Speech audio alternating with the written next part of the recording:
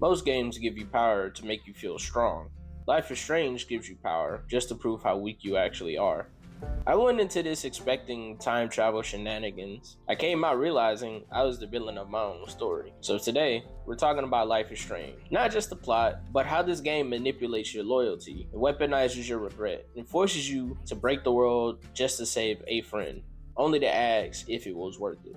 The game starts by gaslighting you. It hands you this rewind power and says, go ahead, fix your mistakes. And for the first 2 episodes, it works. You feel like a god. You rewind conversations just to look cooler. You cheat the system. The world wasn't dangerous, it was just a puzzle I could brute force. Well, mostly a puzzle, because you get situations like Frank. Early in the game, dude pulls a knife on Chloe, so Max pulls a gun on him. And the only reason this dude made it out of this scene alive is because we ran out of bullets, shooting empty bottles. For research purposes, of course. And ever since that encounter, he's been salty about almost getting smoked. Which, honestly, is justified. But also, maybe don't pull a knife on a homie, even though she is part to blame for that situation. But we're all adults here. We can use our words, but I digress. So later when I tried to talk to him, every wrong answer pissed him off, which ultimately resulted in unforeseen circumstances. Good thing I can rewind.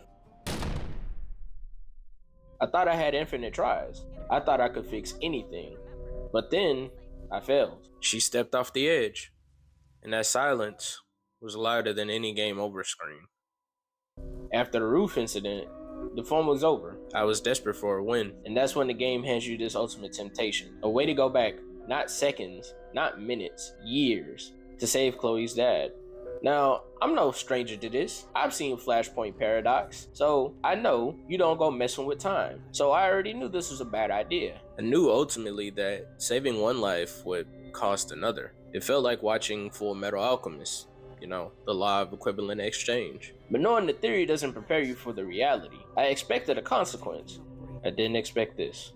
In this timeline, William is alive, but Chloe is slowly dying in a chair. The universe balanced the books in the cruelest way possible. I predicted that changing the past would have a cost, but let me tell you, it doesn't feel good being right. And then comes the dagger. She asks you to end it, to end her suffering. And the hardest pill to swallow was realizing she was only in this pain because of me. I did this. So saying yes didn't feel like murder. It felt like the first step to making amends for a mistake I made. I had to let a good man die again to set things right. But carrying that memory back with me, that heavy feeling, and finally telling the real Chloe what happened, that felt like an apology she didn't know she deserved. The real manipulation here isn't the time travel though, it's loyalty. Because even when logic told me someone like David was actually trying to help, I threw him under the bus. And for all his wanting to be helpful, bro was paranoid as fuck and way too much of a tight ass. If he had a softer touch, I probably would have been more inclined to take his side, but I digress. Max would even comment that she needs to focus on her own future,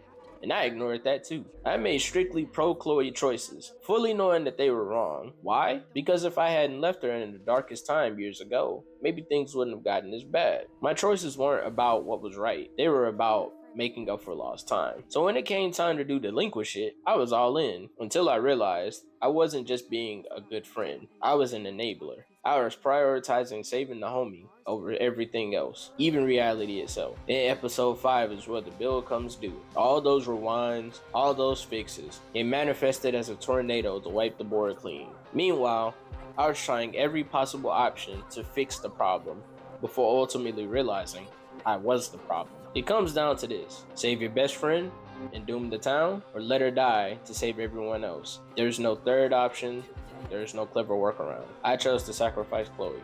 It hurt, but it was the only way to stop the damage I caused. I had bent time in the knots trying to keep her alive, and every knot just strangled someone else. And here's the highest praise I can give a game: I will never replay it. At least no time soon. I wanted to see the other ending, but I can't bring myself to undo the sacrifice I made. And yeah, I know I could just watch a video or something, but that feels like cheating. And that's the ultimate irony. Life is Strange is a game about rewinding time that ends in the choice you refuse to change. If you've enjoyed this, comment down below what your choice would be. Save your friend or save everyone else. And until then, I'll catch y'all next time.